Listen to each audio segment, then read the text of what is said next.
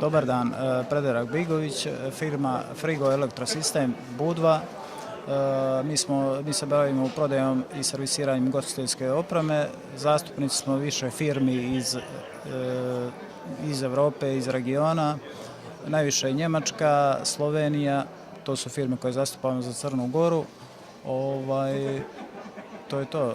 Moja funkcija u firmi je menadžer prodaje.